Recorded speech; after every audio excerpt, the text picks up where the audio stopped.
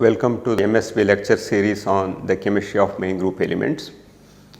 In my last lecture, I started discussion on oxides of halogens. I did mention about the oxides of fluorine and chlorine, and you can see here in this one I have given the method of preparation for ClO2 and also bromine and iodine oxides. So, one can see these things. I had already discussed these things in my previous lecture, the preparation. So, if you take bromine and pass ozone at 195 Kelvin, initially you get Br2O3, and on further addition of one more equivalent of ozone, it gives Br2O5. So, the course of this reaction can be monitored visually because of the color change. And of course, iodine with oxygen, it gives I2O5. Br2O5 is thermally unstable, whereas I2O5 is stable up to 573 Kelvin. I2O5 is a white hygroscopic solid prepared by dehydration of iodic acid. The reaction is reversed when I2O5 dissolves in water. For example,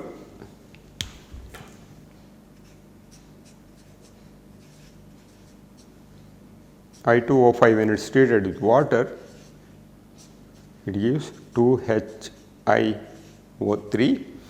I2O5 is used in analysis of carbon monoxide. In the solid state, I2O5 is structurally related to Br2O5 with the difference that it has a staggered conformation, probably as a result of extensive intermolecular interactions where we have I2O interaction. Of course, that is more or less equal to 223 picometer, the IO bond distance, non-bonded. And if you are curious to know the structures of various halogen oxides, here it is, and Cl2O, Br2O to have bent structure having two lone pairs, whereas Br2O3 has this structure with one oxo bridge, and Cl2O4, Br2O4 also have mixed valency with one oxygen bridge. Br2O5 one oxygen bridging is there, and Cl2O6 also mixed valency is there for chlorine, and in case of Cl2O7 and Br2O7 you can clearly see here both are in +7 state. Okay. Let us look into iodine oxides. Among all the halogen oxides, those of iodine, particularly in higher oxide states, are the most stable. So, for example, if you take I2O5 in which iodine is in +5 state, decomposes only at temperature greater than 300 degrees centigrade, and that is made by heating HiO3. So, iodine oxides, unlike the chlorine and bromine ones, have polymeric structure. I have listed some oxyacids and here. So, let us look into oxyacids and oxyanions of the halogens. If you see here, I have given some acids HOCl, HOF, HClO2, HClO3 and HClO4. For a given halogen, the strength of the acid increases with oxidation state. For example, if you consider HClO4, chlorine is in +7 oxidation state, and also you can see acid dissociation constant. This clearly indicates that perchloric acid is a strong acid compared to HOCl. Halogens in their +7 oxidation state are known for forming halic acids, for example, HXO4 perchloric acid we say, or in general it is called halic acid where halogen is in +7 state, and halite ions are essentially +7 salts. Known for chlorine, bromine and iodine, ClO4, BrO4 and IO4. Chloric acid is a strong oxidizing agent, but least strongly oxidizing of all chlorine acids. The chlorate anion can be used to crystallize large cations. For example, when we make some coordination compounds having a chloride as a counter anion, because of the difference in the size, those complexes may not be stabilized. Once if the chloride is replaced by perchlorate, that cation is stabilized and also it crystallizes very easily, and chlorate salts are quite explosive and shock sensitive. those who are working with perchloric acid or perchlorate salts, they have to be extremely careful, and they have to take a very minute quantity of those compounds. In few minutes they have to give a little hammering and see whether they explode or not. Essentially these compounds are explosive and shock sensitive. Chlorate 7 salts are often referred to as perchlorates. Let us look into oxo acids and their salts. Hypofluorous acid, that is HOF to start with. So, fluorine is unique among the halogens in forming no species in which it has a formal oxo state other than -1. One should remember, among all elements in the periodic table, only fluorine can exist in only -1 oxidation state, and it can make any other element in the periodic table exists in higher oxo states. The only known oxo acid is hypofluorous acid, that is HOF, which is unstable. It is obtained by passing F2 over ice at 230 Kelvin and condensing the gas produced. For example, F2, when it is treated with H2O at 230 Kelvin, HOF is formed along with HF. At 298 Kelvin, HOF, hypofluorous acid, decomposes rapidly.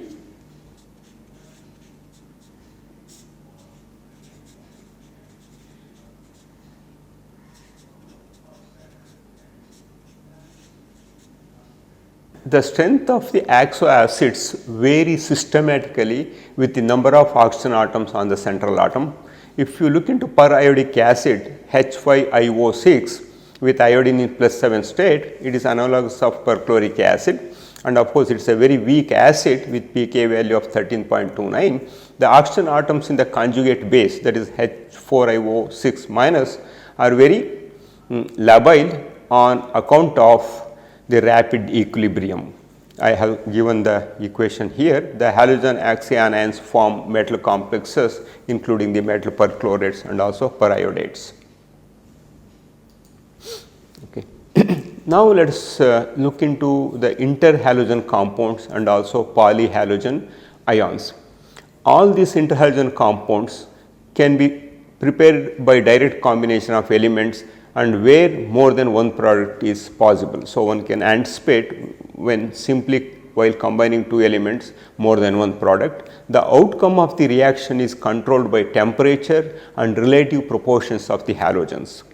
Reactions of fluorine with the later halogens at ambient temperature and pressure gives CLF, BRF3 and also IF5, but increased temperature gives higher interhalogen compounds such as CLF3, CLF5, BRF5 and also IF7. For the formation of IF3, the reaction between I2 and F2 has to be carried out at 228 Kelvin. That means they are sensitive to the stoichiometry as well as the reaction condition and temperature.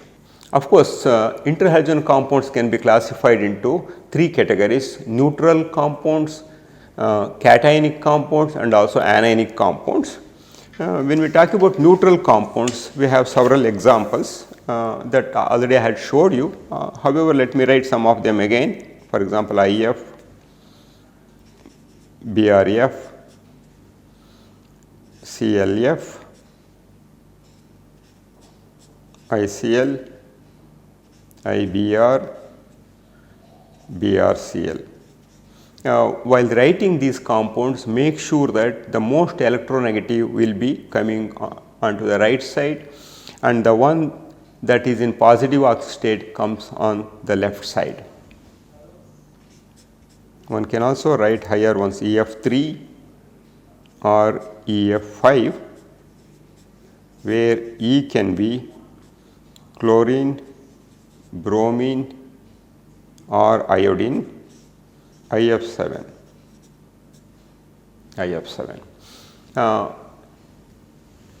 For the synthesis of interhalogen cations and anions, we have to use different reagents. So, here fluoride compounds are generally formed by addition or removal of fluoride from a parent neutral compound. For example, one can add fluoride or one can remove fluoride. That means one should think of reacting with fluoride donors or fluoride acceptors. For example, when we add fluorine to ClF3,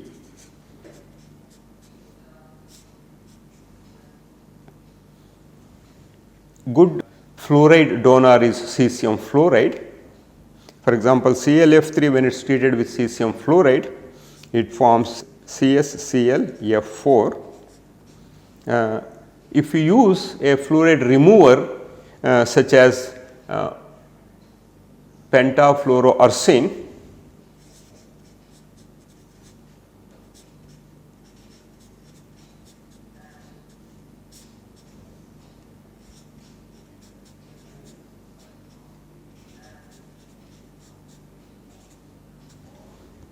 so this is F removal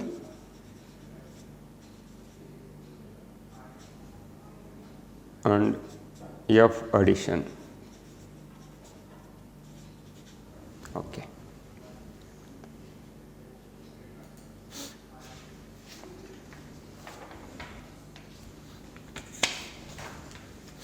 Addition and fluoride removal is equivalent to the addition of F plus, which is not stable on its own. So, vigorous oxidation, for example, using KrF2, inert gas fluorides are very strong fluorinating agents. Of a lower oxidation state, compound can also be obtained. For example, if you treat ClF5 with fluorinating agents such as krypton difluoride in presence of fluorine acceptor such as AsF5, it leads to the formation of ClF6 plus and AsF6 minus, followed by the reduction of KrF2 to give Kr. Okay. The most stable of the diatomic molecules are essentially ClF and ICl. At 298 Kelvin, IBr dissociates somewhat its elements, while BrCl is substantially dissociated, and bromine monofluoride readily disproportionates to give bromine and bromine trifluoride. For example, if you take 3BrF and this gives Br2 plus BrF3. Okay. Also, iodine fluoride is unstable at room temperature. This also decomposes in this fashion. 5IF gives 2I2 plus IF5. In general, diatomic interhalogens exhibit properties intermediate between their parent halogens. Chlorine monofluoride acts as a powerful fluorinating agent and also as oxidizing agent. For example, tungsten, when it is treated with chlorine monofluoride ClF, it gives tungsten F6 hexafluorotungsten plus 3Cl2. Some of these compounds can behave as fluoride donors as well as fluoride acceptors. For example, let us see the fluoride donor property. Let us take 2ClF plus AsF5. So, here we know that of course, the moment we treat with another reagent, by looking into the nature of the reagent, we should be able to tell whether fluoride donation is there or fluoride acceptor property is shown by interhalogen compounds. So, in this case we have a fluorine acceptor, so it acts as a fluorine donor. So, in this case it gives Cl2F plus and AsF6 minus. Now, ClF is there, chlorine monofluoride, plus we have cesium fluoride. So, since cesium fluoride is a very good fluoride donor, so here essentially interhalogen compound should act as fluoride acceptor. It gives CS Cl F2 minus. Okay. So, that means by looking into the nature of the other reagent, we should be able to conclude about the behavior of interhalogen compounds, whether they act as donors or acceptors of fluoride ions. The structures of Cl2F and ClF2 minus can be rationalized using valence electron pair repulsion theory. Probably you can try at home. Iodine monochloride and monobromide are less reactive than ClF, but of importance is the fact that in polar solvents, ICl is a source of iodine plus and iodinates aromatic compounds. So, this is where the application of this one in organic synthesis comes into the picture. The higher interhalogen compounds contain fluoride and are extremely reactive, exploding or reacting violently with water or organic compounds. Despite these hazards, they are very valuable fluorinating agents. Example, the highly reactive chlorine trifluoride converts metals, metal chlorides and metal oxides to corresponding metal fluorides. One of its main use is in nuclear fuel reprocessing for the formation of uranium hexafluoride. So, here uranium on treatment with 3 equivalents of chlorine trifluoride gives uranium hexafluoride along with chlorine monofluorides. When we talk about reactivity, reactivity decreases in the general order, that is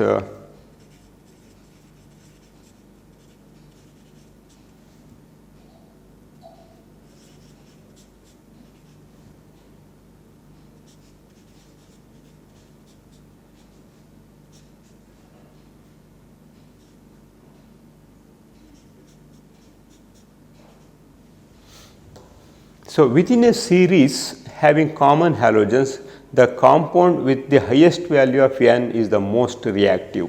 For example, let us consider the bromine series. Let us say we have BrF5, we have BrF3 and BrF. So, reactivity highest value of N. So, that means something like this. Okay. So, that means pentafluorobromine is much more reactive than bromine monofluoride. So, in line with these trends is the use of IF5 as a relatively mild fluorinating agent in organic chemistry. So, as a result, what happens, one can use IF5 as a relatively mild fluorinating agent in organic chemistry. Some of these interhalogen compounds can also undergo self ionization. For example, let us consider IF5.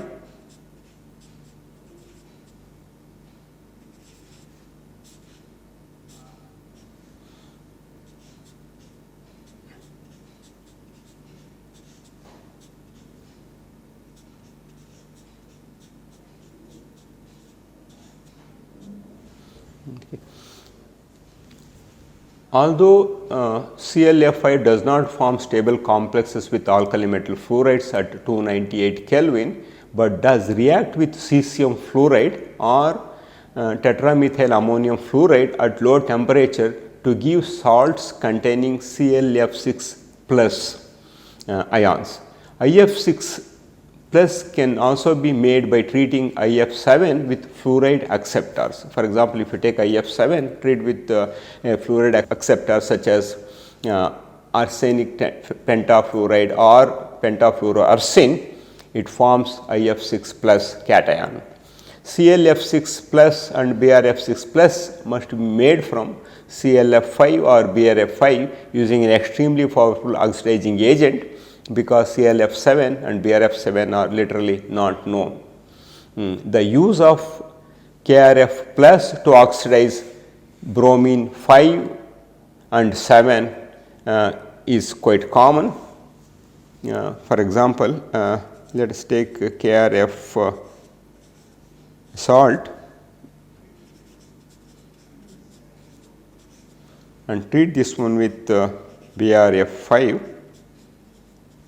it leads to the formation of, as I said, BrF6 plus and AsF6 minus plus krypton. So, this is how one can generate cationic interhalogen ions. Let us look into polyhalogen cations. Okay. So, several homonuclear polyhalogen cations are also known, for example, Br2 plus, I2 plus, I3 plus, Br3 plus, of course Cl3 plus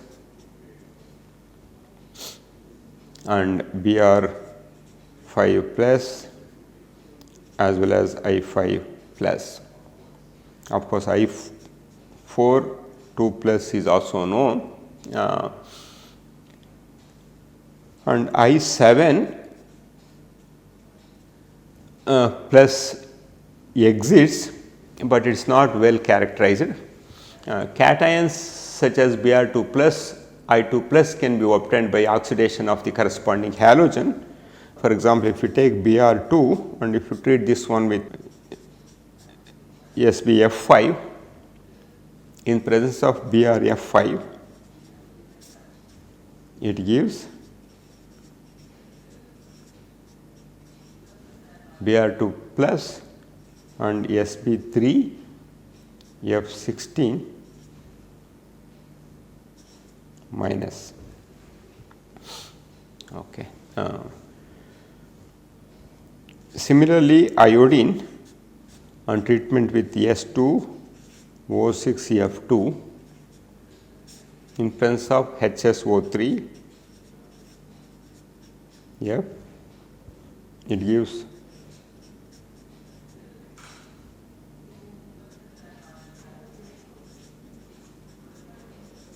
minus. So, in case of this compound here, Br distance is 215 picometer, and in case of iodine compound, corresponding iodine compound, II distance is 258 picometer.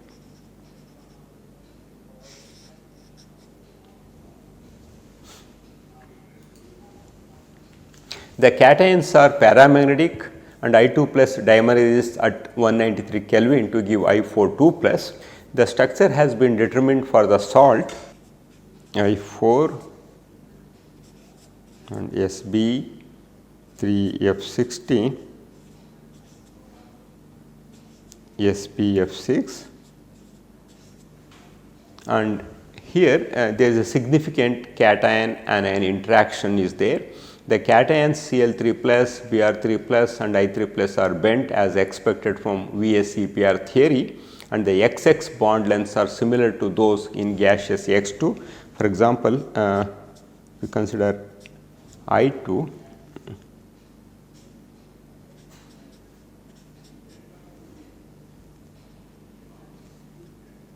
there is some interaction like this, and here it is 326 picometer, whereas this distance is 258 picometer.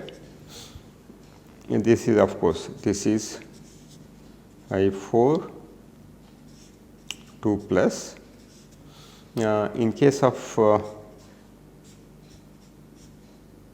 this one, where X can be chlorine, bromine or iodine, plus, of course, here one can see the lone pair will be there. So, it is a bent structure, one can anticipate. So, and Br3 plus and I3 plus can be synthesized again using ASF5. For example, 3Br2 plus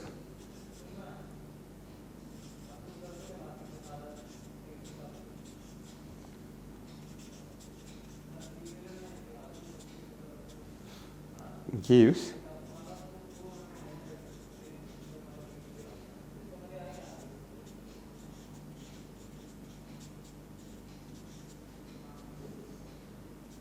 2O2 3I2 plus 3SF5 in liquid sulfur dioxide. It gives I3 plus ASF6 minus plus ASF3. Okay. Uses of higher concentrations of I2 in the reaction between I2 and ASF5 reaction leads to the formation of I5 plus as well. So, even using extremely powerful oxidizing agents such as O2 plus, it has not possible so far to obtain the free Cl2 plus ion by oxidizing Cl2. Of course, here because of little higher electronegativity, it seems it is not possible. Okay. So, I have given some examples of both cations and anions of interhalogen species. One can see the existence of these cations and anions in +1, +3, +5 as well as +7 oxidation states. For example, you can see here ClF2 plus, ClF4 plus and ClF6 plus, and similarly ICl2, BrF4, BrF6 plus and IF4 plus, IF6 plus, and also in case of anions also you can see here. Of course, by just looking into the charge, considering the -1 for peripheral species, you should be able to determine the oxidative state of the central halogen atom or central halide ion. So, let me summarize the chemistry of group 17 elements. The important feature of the chemistry of the halogens or the formation of halide anions or covalent compounds with strong M to X bonds, where M can be a main group element or a transition element. Many interhalogen species are known as neutral, cationic and anionic species and are most stable when the central atom is iodine and peripheral atoms are fluorine. That means IF3, IF5, IF7 are much more stable compared to ClF3 or BrF3, like that. Interhalogen compounds are ideal examples to arrive at various geometries using valence shell electron pair repulsion theory. Of course, while discussing valence shell electron pair repulsion theory, I have given several examples of interhalogen species. Fluorine is an extremely reactive element, able to stabilize the highest oxidation states in compounds with other elements. A wide range of oxoacids and oxyanions are formed except those of fluorine. All are strong oxidizing agents. This I conclude the discussion on the chemistry of group 17 elements. In my next lecture, I will be discussing the chemistry of group 18 elements. Only two more aspects will be left: the chemistry of group 12 elements, that is zinc, cadmium and mercury, and then the organometallic chemistry of main group elements. With this, thank you very much and see you in my next lecture.